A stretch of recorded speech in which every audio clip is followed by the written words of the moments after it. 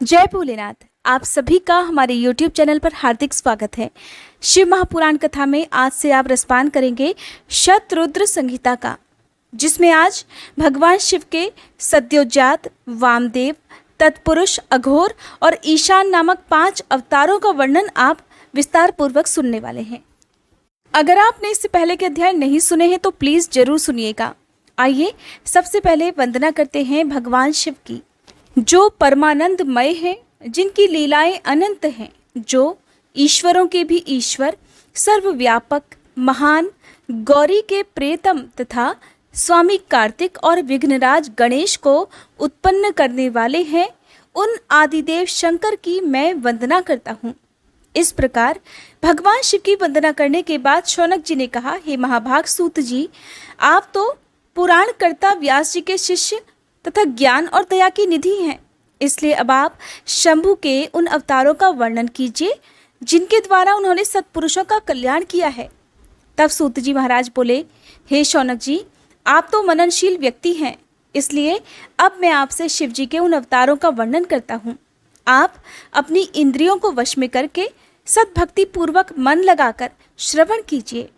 मुने, पूर्व काल में सनत कुमार जी ने नंदीश्वर से जो सत्पुरुषों की गति और शिव स्वरूप ही है यही प्रश्न किया था।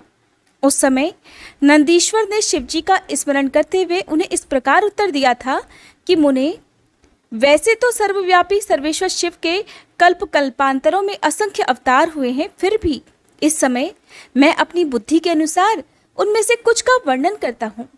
19वां कल्प, जो श्वेत लोहित नाम से विख्यात है, उसमें शिवजी का सद्योजात नामक अवतार हुआ था और यह उनका प्रथम अवतार कहलाता है। उस कल्प में जब ब्रह्मा जी परब्रह्मा का ध्यान कर रहे थे, उस समय एक श्वेत और लोहित वर्ण वाला शिखाधारी कुमार उत्पन्न हुआ, जिसे देखकर ब्रह्मा जी ने मन ही मन विचार किया। जब उन्हें यह ज्ञात हो गया कि यह पुरुष ब्रह्मरूपी परमेश्वर है, तब उन्होंने अंजलि बांधकर उसकी वंदना की। फिर जब भुवनेश्वर ब्रह्मा को पता लग गया कि ये तो सद्योजात कुमार शिव ही है, तब उन्हें महान हर्ष हुआ। वे अपनी सद्बुद्धि से बारंबार उस परब्रह्म का चिंतन करने लगे। ब्रह्मा जी ध्यान कर ही रहे थे कि वहां श्वेत वर्ण वाले 4 यशस्वी कुमार और प्रकट हुए।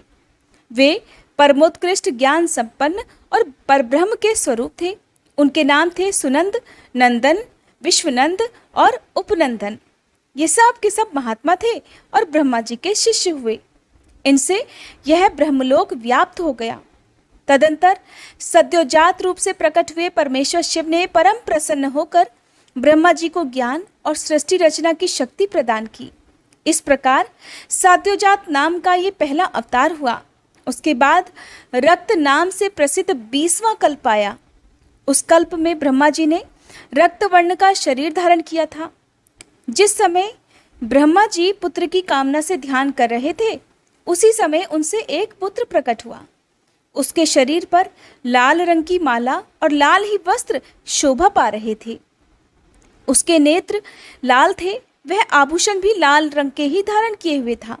उस महान आत्मबल से संपन्न कुमार को देखकर ब्रह्मा जी ध्यान में लीन हो गए। जब उन्हें ज्ञात हुआ कि ये तो वामदेव शिव हैं, तब उन्होंने हाथ जोड़कर उस कुमार को प्रणाम किया। फिर उनके विरजा, विवाह, विशोक और विश्वभावन नाम के 4 पुत्र उत्पन्न हुए, जो सभी लाल वस्त्र धारण किए हुए थे। तब वामदेव रूपधारी परमेश्वर शंभु ने परम प्रसन्न होकर ब्रह्मा जी को ज्ञान और सृष्टि रचना की शक्ति प्रदान की। इस प्रकार वामदेव नामक दूसरा अवतार हुआ। इसके बाद 21वां कल्प आया, जो कि पीतवासा नाम से जाना जाता था। उस कल्प में महाभाग ब्रह्मा पीत वस्त्रधारी हुए। जब वे पुत्र की कामना से ध्यान कर रहे थे, तो उस समय उनसे एक महान तेजस्वी कुमार उत्पन्न हुआ। उस प्रौढ़ कुमार की भुजाएं विशाल थीं और उसके शरीर पर पीतांबर शोभा पा रहा था। उस ध्यान मगन बालक को देखकर ब्रह्मा जी ने अपनी बुद्धि के बल से उसे तत्पुरुष शिव समझा। फिर उन्होंने ध्यान युक्त मन से संपूर्ण लोकों द्वारा नमस्कृत महादेवी शांकरी गायत्री अर्थात तत्पुरुषाय विद्महे महादेवाय धीमहि का जप करके उन्हें नमस्कार किया, जिससे महादेव प्रसन्न हो गए। फिर उनके पार्श्वभाग से पीत वस्त्रधारी दिव्य कुमार प्रकट हुए। वे सब के सब योग मार्ग के प्रवर्तक हुए। इस प्रकार तत्पुरुष नाम का तीसरा अवतार हुआ।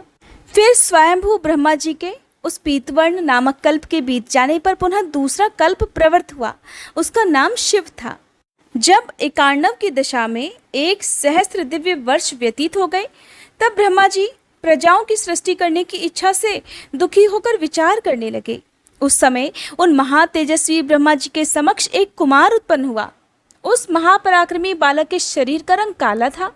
वह अपने तेज से उद्दीप्त हो रहा था तथा काला वस्त्र, काली पगड़ी और काला यज्ञोपवीत धारण किए हुए था।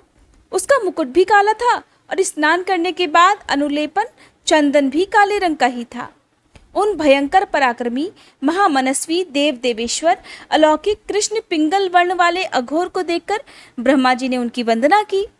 फिर ब्रह्मा जी उन भक्त वत्सल अविनाशी अघोर को ब्रह्म रूप समझकर इष्ट वचनों द्वारा उनकी स्तुति करने लगे। तब उनके पार्श्व भाग से कृष्ण वर्ण वाले तथा काले रंग का अनुलेपन धारण किए हुए 4 महामनस्वी कुमार उत्पन्न हुए। वे सब के सब परम तेजस्वी अव्यक्त नामा तथा शिव सरीखे रूप वाले थे। उनके नाम थे कृष्ण, कृष्णाशिक, कृष्णाश और कृष्ण कंठ धरतक। इस प्रकार उत्पन्न होकर इन महात्माओं ने ब्रह्मा जी की सृष्टि की रचना के निमित्त महान अद्भुत घोर नामक योग का प्रचार किया। ये अघोर नामक भगवान शिव का चौथा अवतार हुआ। हे मुनीश्वरों, फिर ब्रह्मा जी का दूसरा कल्प प्रारंभ हुआ।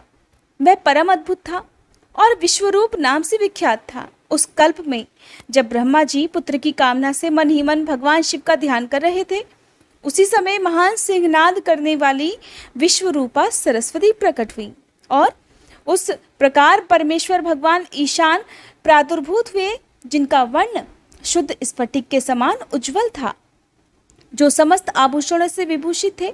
उन अजन्मा सर्वव्यापी सर्वांतर्यामी सब कुछ प्रदान करने वाले सर्वस्वरूप सुंदर रूप वाले तथा अरूप ईशान को देखकर ब्रह्मा जी ने उन्हें प्रणाम किया।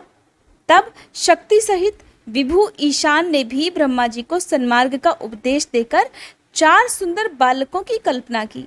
उन उत्पन्न हुए शिशुओं का नाम था जटी, मुंडी, शिखंडी और अर्धमुंड। वे योगानुसार सद्धर्म का पालन करते योग गति को प्राप्त हो गए। ये ईशान नामक 5वां अवतार हुआ। हे सर्वज्ञ सनत कुमार जी, इस प्रकार मैंने जगत की हित कामना से सद्योजात आदि अवतारों का प्राकट्य संक्षेप से वर्णन किया।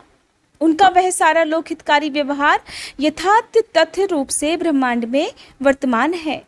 महेश्वर की ईशान, पुरुष, घोर, वामदेव और ब्रह्म, ये 5 मूर्तियां विशेष रूप से प्रसिद्ध हैं और इनमें ईशान, जो कि शिव स्वरूप तथा सबसे बड़ा है, पहला कहा जाता है। वह साक्षात प्रकृति के भोक्ता क्षेत्र में निवास करता है। शिव जी का दूसरा स्वरूप तत्पुरुष नाम से विख्यात है। वह गुणों के आश्रय रूप तथा भोग्य सर्वज्ञ में अधिष्ठात है। पिनाकधारी शिव का जो अघोर नामक तीसरा स्वरूप है, वह धर्म के लिए अंगों सहित बुद्धि तत्व का विस्तार करके अंदर विराजमान रहता है। वामदेव नाम वाला शंकर जी का चौथा स्वरूप अहंकार का अधिष्ठान है। वह सदा अनेक प्रकार का कार्य करता रहता है।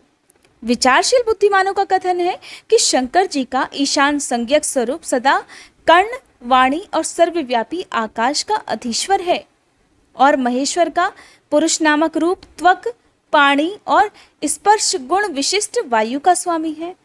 मनीषीगण अघोर नाम वाले रूप को शरीर, रस, रूप और अग्नि का अधिष्ठान बतलाते हैं। शंकर जी का वामदेव संज्ञक स्वरूप रसना, पायु, रस और जल का स्वामी कहा जाता है। इस प्रकार कल्याणकारी मनुष्यों को शंकर जी के इन स्वरूपों की सदा प्रयत्न पूर्वक वंदना करनी चाहिए। जो मनुष्य इन सद्योजात आदि अवतारों के प्राकट्य को पढ़ता अथवा सुनता है, वह इस जगत में समस्त काम्य भोगों का उपभोग करके अंत में परम गति को प्राप्त हो जाता है। अब भगवान शिव के अष्टमूर्तियों का तथा अर्धनारी रूप का विस्तार पूर्वक वर्णन भी सुनिए। नंदीश्वर कहते हैं, हे ऐश्वर्यशाली मुने, अब तुम महेश्वर के उन श्रेष्ठ अवतारों का वर्णन भी सुनो, जो इस लोक में सबके संपूर्ण कार्यों को पूर्ण करने वाले अतैव सुखदाता हैं। हे तात, ये जगत उन परमेश्वर शंभु की 8 मूर्तियों का स्वरूप ही है। जैसे सूत में मणियां पिरोई रहती है, उसी प्रकार ये विश्व उन अष्टमूर्तियों में व्याप्त होकर स्थित है। ये प्रसिद्ध 8 मूर्तियां ये हैं: शर्व, भव, रुद्र, उग्र, भीम, पशुपति, ईशान और महादेव। शिव जी के इन शर्व आदि अष्टमूर्तियों द्वारा पृथ्वी, जल, अग्नि, वायु, आकाश, क्षेत्रज्ञ, सूर्य और चंद्रमा अधिष्ठित है। शास्त्र का ऐसा मानना है कि कल्याणकर्ता महेश्वर का विश्वंभरात्मक रूप ही इस चराचर विश्व को धारण किए हुए है। प्रिय सनत कुमार जी, अब तुम शिव जी के अनुपम अर्धनारी रूप का वर्णन भी सुनो। हे महाप्राज्ञ, वह रूप ब्रह्मा जी की कामनाओं को पूर्ण करने वाला है। सृष्टि के आदि में जब सृष्टिकर्ता ब्रह्मा जी द्वारा रची गई सारी प्रजाएं विस्तार को नहीं प्राप्त हुई, तब ब्रह्मा जी उस दुख से दुखी होकर चिंताकुल हो गए। उस समय यों आकाशवाणी हुई: हे ब्राह्मण, अब मैथुनी सृष्टि की रचना करो। उस व्योम वाणी को सुनकर ब्रह्मा जी ने मैथुनी सृष्टि उत्पन्न करने का विचार किया, परंतु इससे पहले नारियों का कुल ईशान से प्रकट ही नहीं हुआ था। इसलिए पद्म योनि ब्रह्मा जी मैथुनी सृष्टि रचने में समर्थ ही नहीं हो सके। तब वे इस प्रकार विचार कर कि शंभु की कृपा के बिना तो मैथुनी प्रजा उत्पन्न भी नहीं हो सकती, तप करने को उद्यत हुए। उस समय ब्रह्मा जी पराशक्ति शिवा सहित परमेश्वर शिव का प्रेम पूर्वक हृदय में ध्यान करके घोर तप करने लगे। फिर तप के अनुष्ठान में लगे हुए ब्रह्मा जी के उस तीव्र तप से थोड़े ही समय में भगवान शिव प्रसन्न हो गए। तब वे कष्टहारी शंकर जी पूर्ण सच्चिदानंद की कामदा मूर्ति में प्रविष्ट होकर अर्धनारी के रूप से ब्रह्मा जी के निकट प्रकट हुए। उन देवाधिदेव शंकर जी को पराशक्ति शिवा के साथ आया हुआ देखकर ब्रह्मा जी ने दंडवत भूमि पर लेटकर उन्हें प्रणाम किया और फिर वे हाथ जोड़कर उनकी स्तुति करने लगे। तब विश्वकर्ता देवाधिदेव महादेव महेश्वर परम प्रसन्न होकर ब्रह्मा जी से मेघ किसी गंभीर वाणी में कहने लगे: हे महाभागवत्स, मेरे प्यारे पुत्र पितामह, मुझे तुम्हारा सारा मनोरथ ज्ञात हो गया है। तुमने जो इस समय प्रजाओं की वृद्धि के लिए घोर तप किया है, तुम्हारे उस तपस्या से मैं प्रसन्न हूं और तुम्हें तुम्हारा अभीष्ट अवश्य प्रदान करूंगा। इस प्रकार स्वभाव से ही मधुर तथा परम उदार वचन कहकर शिवजी ने अपने शरीर के अर्धभाग से शिवा देवी को अलग कर दिया। तब शिवजी से अलग हुई प्रकट हुई उन परमा शक्ति को देखकर ब्रह्मा जी विनम्र भाव से प्रणाम करके उनसे इस प्रकार प्रार्थना करने लगे: हे शिवे, सृष्टि के आरंभ में तुम्हारे पति देवाधिदेव परमात्मा शंभु ने मेरी सृष्टि की थी और मेरे द्वारा सारी प्रजाओं की रचना की थी। शिवे, तब मैंने देवता आदि समस्त प्रजाओं की मानसिक सृष्टि की, परंतु बारंबार रचना करने पर भी उनकी वृद्धि नहीं हो रही है। इसलिए अब मैं स्त्री पुरुष के समागम से उत्पन्न होने वाली सृष्टि का निर्माण करके अपनी सारी प्रजाओं की वृद्धि करना चाहता हूँ, किंतु अभी तक तुमसे अक्षय नारी कुल का प्राकट्य ही नहीं हुआ है। इस कारण नारी कुल की सृष्टि करना तो हे देवी मेरी शक्ति के बाहर है। क्योंकि सारी शक्तियों का उद्गम स्थान तुम ही हो, इसलिए मैं तुम अखिलेश्वरी परमा शक्ति से प्रार्थना करता हूँ। हे शिवे, तुम्हें मैं नमस्कार करता हूँ। तुम मुझे नारी कुल की सृष्टि करने के लिए शक्ति प्रदान करो, क्योंकि हे शिवप्रिय, इसी को तुम चराचर जगत की उत्पत्ति का कारण समझो। हे वरदेश्वरी, मैं तुमसे एक और वर की याचना करता हूँ। हे जगन्माता, कृपा करके आप उसे भी मुझे दे दीजिए। मैं तुम्हारे चरणों में नमस्कार करता हूँ, और वो वर ये है कि हे सर्वव्यापिनी जगत जननी, तुम चराचर जगत की वृद्धि के लिए अपने एक सर्वसमर्थ रूप से मेरे पुत्र दक्ष की पुत्री हो जाओ। ब्रह्मा जी द्वारा इस प्रकार याचना किए जाने पर परमेश्वरी देवी शिवा ने तथास्तु ऐसा ही होगा कहकर वह शक्ति ब्रह्मा जी को प्रदान कर दी। सुतराम जगन्मयी शिव शक्ति शिवा देवी ने अपनी भौहों के मध्य भाग से अपने ही समान प्रभावशाली एक शक्ति की रचना की। उस शक्ति को देखकर देव श्रेष्ठ भगवान शंकर, जो कि लीलाकारी, कष्टहारी और कृपा के सागर हैं, हंसते हुए जगदम्बिका से इस प्रकार बोले: देवी, परमेष्ठी ब्रह्मा ने तपस्या द्वारा तुम्हारी आराधना की है, इसलिए अब तुम उन पर प्रसन्न हो जाओ और उनका सारा मनोरथ भी पूर्ण कर दो। तब शिवा देवी ने परमेश्वर शिव की उस आज्ञा को सिर झुकाकर ग्रहण किया और ब्रह्मा जी के कहे अनुसार दक्ष की पुत्री होना स्वीकार कर लिया। मुने इस प्रकार शिवा देवी ब्रह्मा को अनुपम शक्ति प्रदान करके शंभु के शरीर में प्रविष्ट हो गई। फिर भगवान शंकर भी तुरंत ही अंतर्ध्यान हो गए। तभी से इस लोक में स्त्री भाग की कल्पना हुई और मैथुनी सृष्टि चल पड़ी। इससे ब्रह्मा जी को महान आनंद प्राप्त हुआ। तात इस प्रकार मैंने तुमसे शिव जी के महान अनुपम अर्धनारीश्वर स्वरूप का वर्णन कर दिया, जो कि सत्पुरुषों के लिए मंगलदायक है। जय भोलेनाथ। आज का अध्याय समाप्त हुआ। उम्मीद करती हूँ ये वीडियो आपको पसंद आई होगी। इसकी अगली वीडियो में मैं एक बार फिर से कोशिश करूंगी कि आप में से बहुत सारे भक्तजन हैं जो ढेर सारा प्यार कमेंट के माध्यम से मुझे देते रहते हैं, मैं उन सभी का नाम ले सकूं। और हर बार की तरह आपसे एक अनुरोध करूंगी कि अगर हो सके तो इन वीडियोस को प्लीज़ आप ज़्यादा से ज़्यादा लोगों तक शेयर किया करें। अगर आप में से अभी तक हमारा चैनल सब्सक्राइब नहीं किया है तो सब्सक्राइब करने के साथ ही बेल आइकन प्रेस करना मत भूलिएगा। अगर आप जानना चाहते हैं 24 अगस्त बुधवार को कान्हा जी की छठी का पूजन कैसे किया जाता है, भगवान को कौन सा भोग लगाया जाता है, तो इसकी वीडियो भी हमारे चैनल पर अपलोडेड है।